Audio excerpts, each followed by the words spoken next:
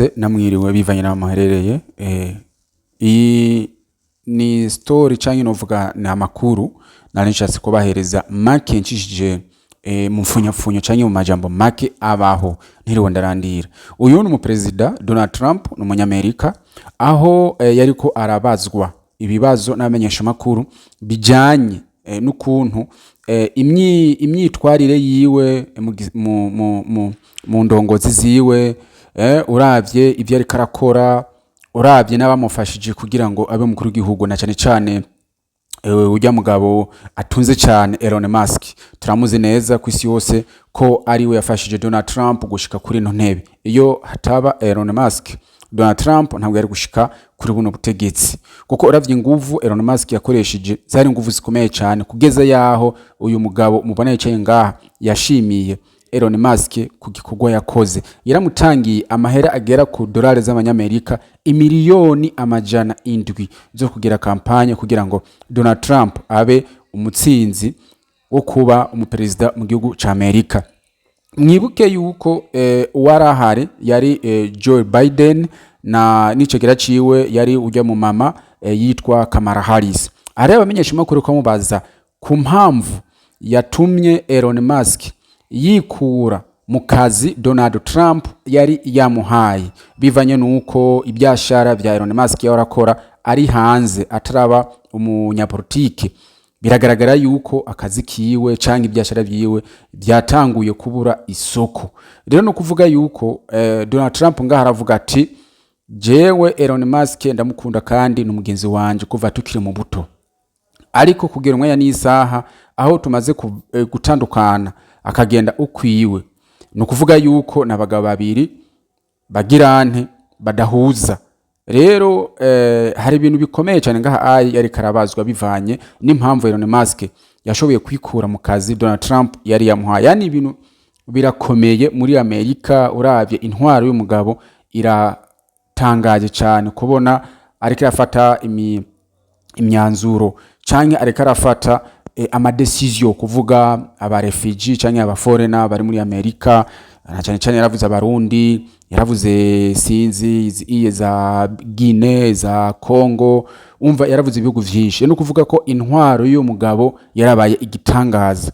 Rero ngomba ndabahereze iyi video ku bantu bazi icongereza, bazi gutahura icongereza, baraza gutahura. Ariko tushatse kuvuga yuko uyu mugabo intwaro yiwe irikiragenda igora abene igihugu bo muri Amerika na cyane cyane Black America. Yani barakomerewe babuze nico bafata nico bareka. 7-3, they might be 99-1. They're not 80-20. They wish they were 80-20. And they're wasting a lot of money if they're going to continue with that nonsense. And this one's a little bit more of a page 6 question, but back when you hosted The Apprentice, you mentioned once in 2012 that Diddy was a good friend of yours back then. He has since found himself in some very serious legal trouble. Yeah, that's true. Would you ever consider pardoning him? Well, nobody's asked. You had to be the one to ask, Peter, but nobody's asked. But I know people are thinking about it. I know they're thinking about it. I think some people have been very close to asking. First of all, I'd look at what's happening, and I haven't been watching it too closely, although it's certainly getting a lot of coverage. I haven't seen him. I haven't spoken to him in years. He used to really like me a lot, but I think when I ran for politics, he sort of, that relationship busted up from what I read. I don't know, he didn't tell me that, but I'd read some little bit nasty statements in the paper all of a sudden. You know, it's different. You become a much different person when you run for politics and you do what's right. I could do other things, and I'm sure he'd like me, and I'm sure other people would like me, but it wouldn't be as good for our country. As we said, our country's doing really well because of what we're doing. So I can't, it's not a popularity contest. So I don't know, I would certainly look at the facts. If I think somebody was mistreated, whether they like me or don't like me, it wouldn't have any impact on me. Mr. President, on the big beautiful bill, would you like to see the Senate build in some support for your tariffs on the big beautiful bill, or should that be a standalone bill? I have great support on the tariffs. I mean, I was so honored that we got that ridiculous stay lifted, because that would have taken away presidential power. It would have taken away everything that was granted by the founders. It would have been a terrible thing. And it would have, most importantly, would have left us vulnerable. We have a lot of countries that use tariffs on us and use them viciously, actually, viciously. And if we didn't have the power to use tariffs on them, and instantly, not when you go back to Congress and try and get hundreds of people to agree on something, that would take months to get just one simple proclamation. If we didn't have the power to counteract their powers, you wouldn't have a country left. We have to act fast. We have to be fast and nimble, as they say. And that was a really great moment, I think, yesterday when that stay was lifted. And hopefully now we'll go to court and just win that battle. Because if we don't have the power to do what they're doing to us, we are going to be a great nation no longer. Elon Musk was once idolized by folks on the left in this country before joining your administration. Now he's considered a hero by conservatives. Why do you think this man, what he's done in American life, has been so politicized? Does it Well, his life has been amazing. I mean, I look at so many different things. I look at that rocket being, guided back into position. I've never seen that before. I thought it was a space movie. I thought it was a movie. You look at what he's done in terms of communication. It's been unbelievable. So many different, even tunnels going underground, not having to go through all the process of going, he's got a company that does that. He's got so many different companies. Starlink, as an example. He saved a lot of lives, probably hundreds of lives in North Carolina. I don't even know if you remember, but I called you. They needed Starlink in North Carolina.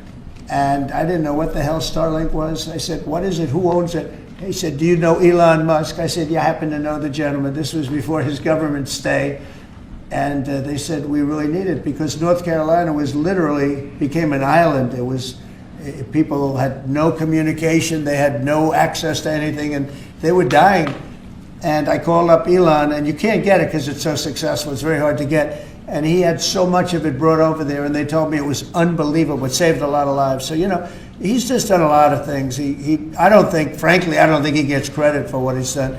But he's a very good person, too. You know what? If he wasn't a good person, but he did the same things, I'd probably maybe speak differently. He happens to be a really good person who loves the country. Mr. President, one big, beautiful bill. You had indicated this week that there were some things you didn't like about what had passed in the House. What changes do you want to see the Senate make? And you had also indicated there were things you didn't like about the bill. What would you be suggesting he push senators to change in their version? Well, I'll tell you, I'll go first. It's an unbelievable bill. It cuts your deficits. It cuts, it's a huge cutting. But there's the things I'd like to see maybe cut a little bit more. I'd like to see a bigger cut in taxes. It's going to be the largest tax decrease or cut in the history of our country.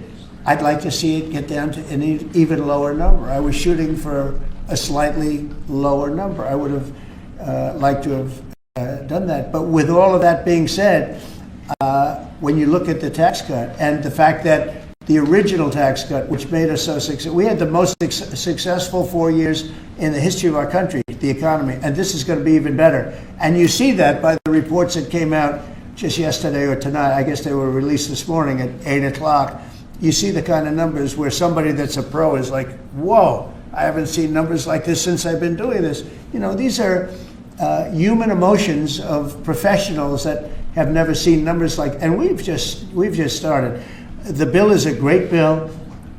It's going to be jiggered around a little bit. It's going to be negotiated with the Senate, with the House. But the end result is it extends the Trump tax cuts.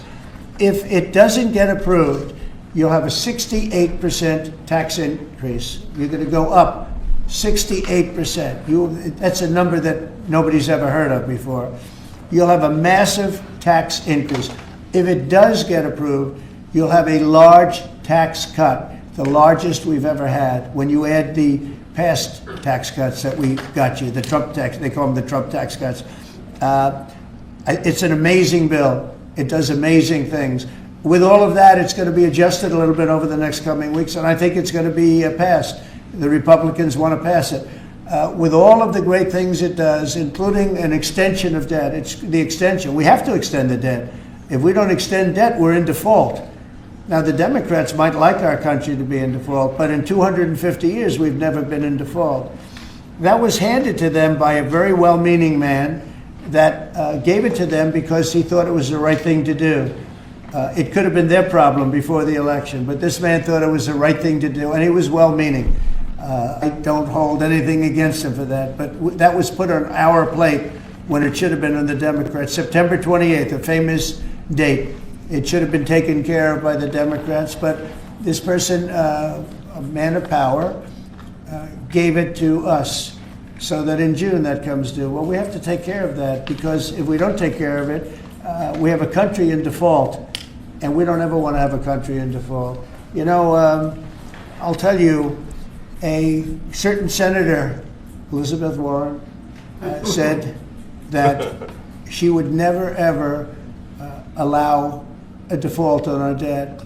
She would never let it happen, and she would like to get rid of the debt ceiling, what's called the debt ceiling. I call it the debt extension because we really need an extension, that she'd like to see that gotten rid of. And there are many people that agree, many Democrats agree with that, but we gave that through, and you know, I don't want to say an error, he did it well-meaning. They gave that to us. It was a Democrat problem just before the election, would have had a huge impact on the election. And to our benefit, we won anyway, but to our benefit, but felt that really for the good of the country, we should extend that. But Elizabeth Warren and various other people would like to see that, her whole career she wanted to see it terminated, gotten rid of, not being voted on every 5 years or 10 years. And the reason was because it's so catastrophic for our country.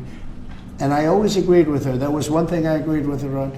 Now, I haven't spoken to her, but I would say that if you asked her that question now, she'd say, no, it's their problem. But it's a very unfortunate situation. It's a very unfair situation. And she happened to be right on that. It should be gotten rid of, or it should simply be extended. But that's one of the things that gets taken care of in this bill. That automatically gets extended for a 4-year period, and it should be. But I agree with Elizabeth Warren on that. I think you should get rid of it. It's too catastrophic. Yeah, please, go ahead. What message do you like to send to international students? Are they still welcomed to study in the United States? And one question for Mr. Musk. The students, well, we want to have great students here. We just don't want students that are causing trouble. We want to have students. I want to have foreign students. I think Harvard, you know, it's close to 31%. That's a lot. Our country's given $5 billion plus to Harvard over a short period of time. Nobody knew that. We found that out. I wouldn't say that was a Doge thing, but we found that out over a period of time. That was sort of a Trump thing. We ended up in litigation for other reasons because they're very anti-Semitic. And in finding out and in going through the books, we found out that the country gave them $5 billion plus, much more than that, actually. And we're having it out with them, and let's see what happens. I think we have a very good, well, it's a very sad case. It's a case we win. We can't lose that case because we have the right to make grants. We're not going to make any grants like that. But I don't think Harvard's been acting very nicely. I think Columbia wants to get to the bottom of the problem. They've acted very well. And there are other institutions, too, that are acting, but Harvard's trying to be a big shot. And all that happens is every 3 days we find another $100 million that was given. 2 days ago we found $200 million more. The money's given to them like gravy. I'd like to see the money go to trade schools where people learn how to fix motors and engines, where people learn how to build rocket ships, because you know somebody has to build those rocket ships. Yeah. And I'd like to see trade schools set up, because you could take $5 billion plus hundreds of billions more, which is what's spent. Absolutely. And you could have the greatest trade school system anywhere in the world. And that's what we need, to build his rockets and robots and things that he's doing, and to build lots of other things. And, you know, I went to school with people. In some cases, they weren't good students, but they could fix the engine of a car better than anybody I've ever seen. They could take it apart blindfolded. They had an ability at that. And they did very well. They made a lot of money. You know, it's a very skilled job. It's great. But I'd like to see a lot of money going into trade schools. I've always felt that. And we probably found our pot of gold, and that's what's been wasted at places like Harvard. And the money's been wasted. Yeah, please. Yeah, well, I wanted to ask quickly, Mr. Musk, is your eye okay? What happened to your eye? I noticed there was a bruise there. Well, it wasn't. I wasn't anywhere near France, so. But What does that mean? No, I didn't notice his eyes. First lady of France. Getting slapped. I didn't notice. Yeah, no, I was just horseing around with Little X, and I said, "Go ahead, punch me in the face," and he did. Turns out, even a 5-year-old punching you in the face actually does. That was X that did? Yeah. X could do it. If you knew X, he I could saw his do mom it. right now. But I didn't really feel much at the time, and then I guess it bruises up. But I was just horsing around with the kids. I didn't basically. notice it, actually. President Trump, I got one. I know that you try to stay pretty neutral because not your war, but as And by the way, not my war. I just want to solve the problem for people. This was not a war that was going to happen if I were president. right, and so not your war, but as you try to fix it, and as you survey this hellscape of the Ukrainian front lines, It's horrible. and you and your team deal with a very stubborn Vladimir Putin. Yeah. Do you And look? Zelensky. Yeah. But do you look at this Very conflict stubborn Zelensky, too. any differently now? Like, do you look at this and see Putin as the good guy or the bad guy? So I've known him very well, and I went through a lot of things with him because Russia was, the Russia hoax turned out to be a total hoax. New York Times, they got a Pulitzer Yeah. Prize. They have to give back the Pulitzer Prize. That's my lawsuit, and they're doing very poorly in that lawsuit. But they wrote stories about how it was true and it was false, and a lot of Washington Post also. I have gotten to see things that I was very surprised at. Rockets being shot into cities like Kiev during a negotiation that I felt was maybe very close to ending. We were going to solve a problem, and then all of a sudden rockets got shot into a couple of cities and people died. I saw things that I was surprised at. And I don't like being surprised. So I'm very disappointed in that way. With that being said, I'd like to see it end. 5,000 people, I think the number's even more than that, but 5,000 people a week are being killed. Mostly soldiers, but also people that live in little cities and towns throughout Ukraine. And I'd like to see that stop. And I asked Caroline this yesterday, but I want to ask you directly. So many of the things that you're trying to do are held up in court right now. If the courts are going to have so much influence over U.S. policy, do you wish you would have just become a judge instead?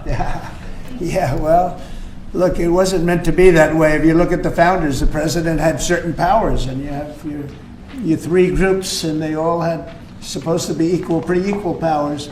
But you can't have a judge in Boston running foreign policy in places all over the country because he's got a liberal bent or he's a radical left person.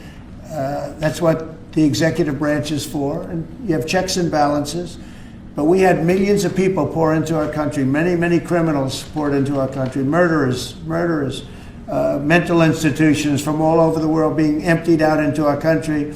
And if we don't get them out and get them out quickly, could lose your country very easily. This is a bad, that anybody would allow this to happen to our country. With all of the things, we took over inflation, we took over some wars, we took over a lot of problems that didn't exist when I was president. None of it existed. We wiped out ISIS. Other than that, we had no wars. Putin was never going to hit Ukraine. Israel would have never been attacked. That attack, as you know, Iran had no money. They didn't have money for Hamas. They didn't have money for Hezbollah. They had no money whatsoever. That wasn't going to happen. All of these things that happened weren't going to happen. You wouldn't have had inflation. So it's very sad when I came back. But the thing that is the hardest is that they allowed 21 million people into our country, and many of those people are stone cold criminals. They moved their criminal population into the United States, and of all the things that are bad, I solved inflation, I believe, already. I got the fuel prices down. The fuel prices came down. That's one of the reasons. They screwed up the energy. They screwed up the cost of gasoline and oil and gas.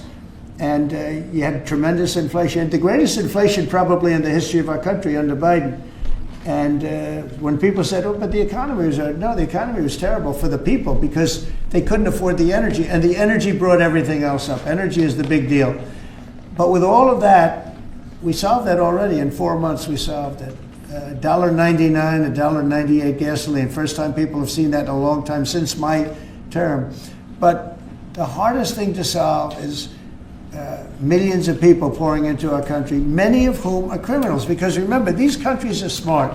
Their leaders are very street smart. They're sending the people that they don't want. They don't want the people that are there, that are law-abiding, that are productive, that are working hard.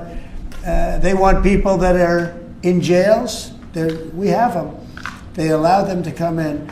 And I always look to the other side, like, why would somebody do something? You know, in business, I try and study, why would they want to do this? Why would they want to sell it? Why would they want to buy it? One thing I can't figure out is, what would an administration, what were they thinking when they allowed millions of people from prisons all over the world, not just from South America, Venezuela, all over the world, from the Congo in Africa, hundreds of people, thousands of people from the Congo, rough prisoners, from Asia, from Europe, rough parts of Europe. Why would they allow them to come into our country? Why would they do that? It's the one thing I can't figure out. And I don't believe it was Joe Biden. I really don't. I mean, look, he's been a sort of a moderate person over his lifetime, not a smart person, but a somewhat vicious person, I will say. If you feel sorry for him, don't feel so sorry, because he's vicious. What he did with his political opponent and all of the people that he hurt a lot of people, Biden. And so I really don't feel sorry for him. But he wasn't a person that would allow murderers to come into our country. He wasn't a person that was in favor of transgender for anybody that wanted it, take kids out of families, et cetera, et cetera. So I just don't understand why a thing like this, how a thing like this could have been allowed to happen. Very sad. It's very sad for our country. If I could add something, I think the fundamental moral flaw of the left is empathy for the criminals and not empathy for the victims. Empathy for the criminals, but not empathy for the victims. And there's been way too much of that. That needs to stop. To the president's point, there's been immense judicial overreach that is unconstitutional, that was never intended. And it's undermining the people's faith in the legal system. It needs to stop. It's gone too far. And just today, we had, just a couple of hours ago, we had a great decision from the Supreme Court, thank goodness, that was very important. We had two important decisions yesterday on the tariffs, because again, we have to be able to fight a fair fight with other countries. Howard, would you say we have to be able to use tariffs to fight people that use tariffs on us? I mean, if we didn't have that power of tariffs, we would economically be destroyed as a country, because they will destroy us. Other countries will destroy us with unchecked tariffs. We can check them when we have the use. They tried to take that power away from us. And if you take that power away, we're not going to have a country. We won't have an economically viable country. But it's very important on immigration that we be able to get people out without having to go through a long court case. I mean, it was up to some of these judges. Every single one of these millions of people, criminals, prisoners that were let go from jails because they save a fortune when they do. They brought them into the United States. You know what they're saving? The money they're saving? But some of murderers, it's very important that we're able to get those people out of here fast, bring them back to their country where they belong. And those countries take them, because if they don't take them, they have to go through the wrath of the United States, and they take them. But we have judges that don't want that to happen. And it's a terrible thing. That's going through the court system right now, that whole situation. But when ICE and with Border Patrol, they've done an incredible job. When they do this incredible job and they capture 100 killers and drug dealers, and we can't keep them for years here as we go through trials. We have to get them out rapidly, and we know who they are. We know who they are, and we're very careful about who they are, but we have to get them out rapidly, or again, we're not going to have a country, okay? Maybe one or two more. Go ahead. Are you concerned that tariff may also affect companies like Tesla, which has parts manufactured abroad? And this is also to you, Mr. Musk. Well, he's going to end up building his whole car here. I mean, I thought he built his whole car. Pretty much he does. He's got incredible factories, and like I looked at one in Texas, it's unbelievable. No, all of the manufacturers will build their parts here too. I mean, it used to bother me. They make a part in Canada, a part in Mexico, a part in Europe, and it's sent all over the place, and nobody knew what the hell was happening. I think it's ridiculous. You build a car, make it in America, and I gave them a little leeway on that. Gave them some leeway. But over the next year, they've got to have the whole thing built in America. That's what we want. We want America to buy American-built cars. Thank you very much, everybody. Thank you, guys. Thanks, guys. Thank you, guys. How was your meeting with Jerome Powell? Thanks, guys. Good meeting. Thank you, guys. It was a good meeting. Are you considering Thanks, guys. Keep going, keep going, keep going. Thank you. Thanks, guys. Let's go straight out here. Government's a little bit nasty, Peter. You haven't noticed that. You've had a charmed life, right? You tell me. Very charmed. I think you've had a charmed life. I think what I'll do, if you don't mind, numbers have just come out which are rather extraordinary, and I thought I'd play a tape of one of the people who I've respected over the years, from Joe Kiernan and Rick Santelli. This just came out, and we'll just play that for a second. Personal income is up 0.8%. That is almost triple the expectations. I'll tell you that the income numbers, really, for the first 4 months of the year, they're stellar. They're really stellar. I mean, I could go back and look at the first 4 months of many different years. Really very strong numbers, and you're right. This administration is criticized for just about everything under the sun. I've never, ever in my lifetime had glimpses into the politics of an administration in the form of transparency like this one. Why don't we be, give credit where credit is due.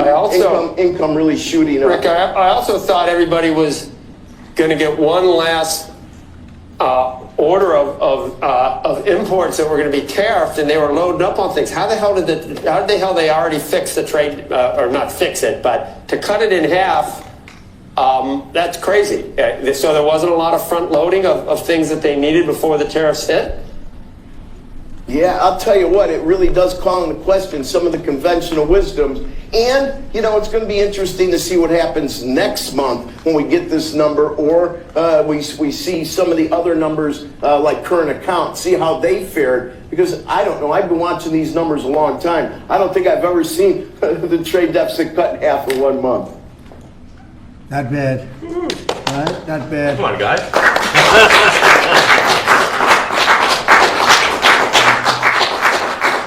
I see Howard and Scott are here, so it's great.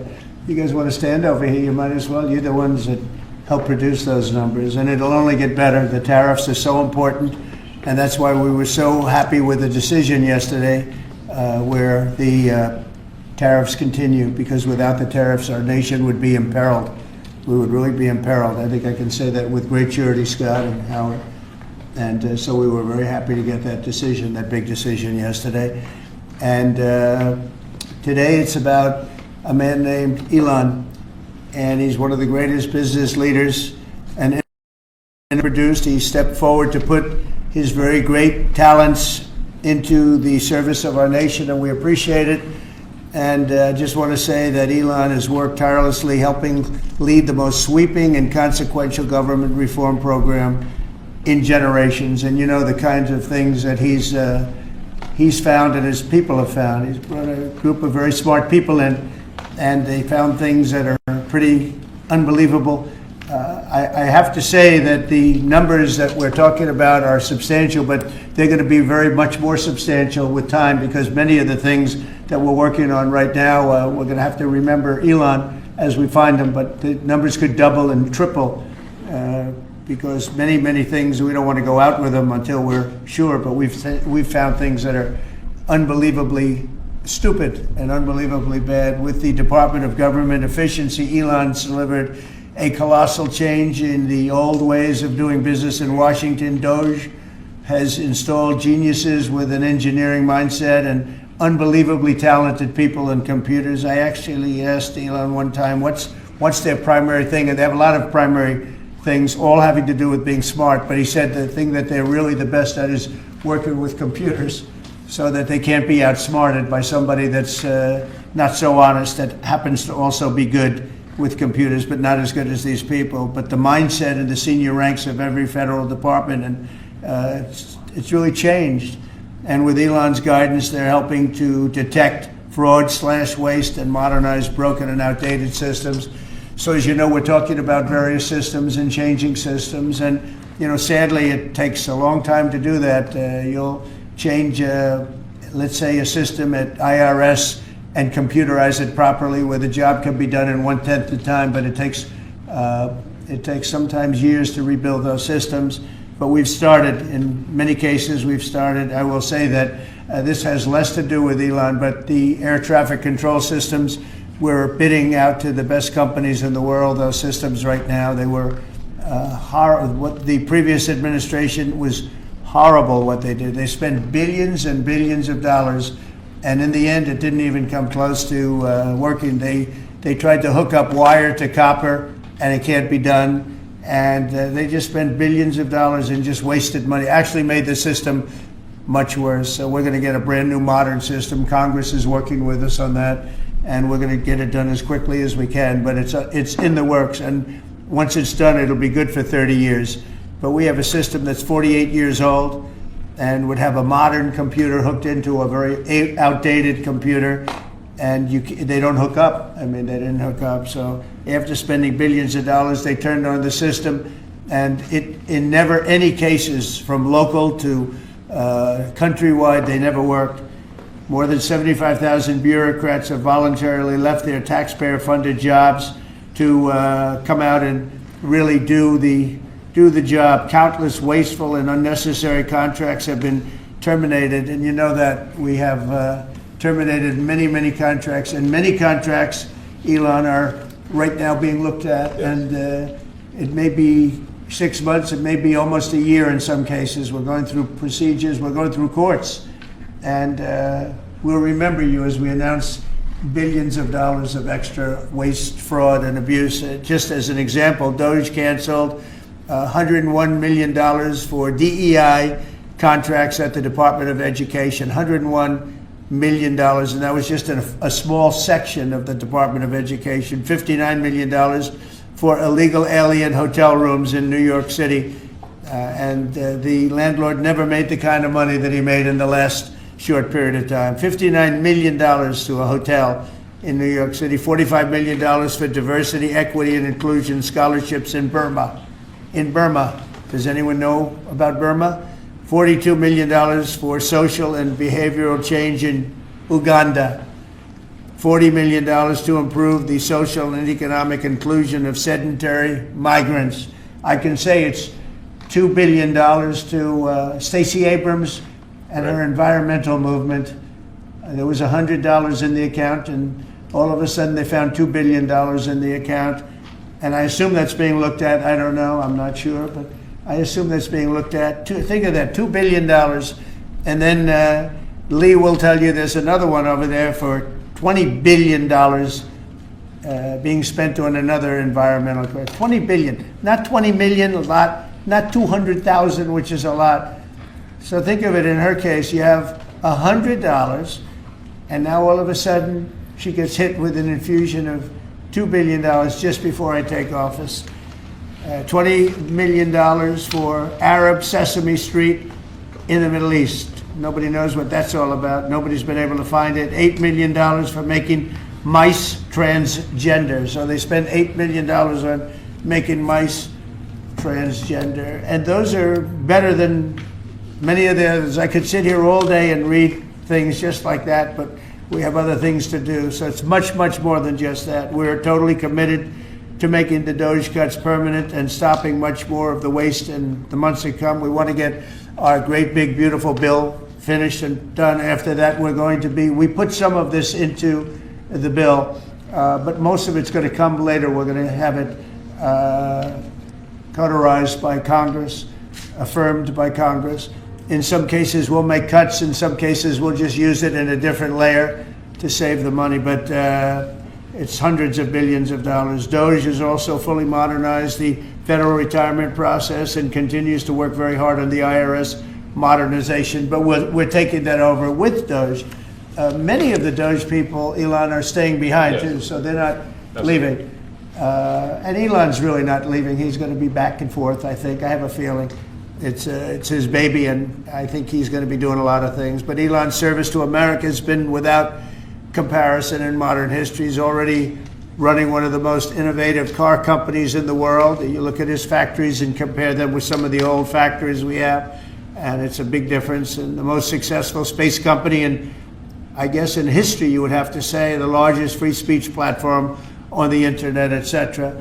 Yet Elon willingly, with all of the success, he willingly accepted the outrageous abuse and slander and lies and attacks because he does love our country. I know that very much. He loves our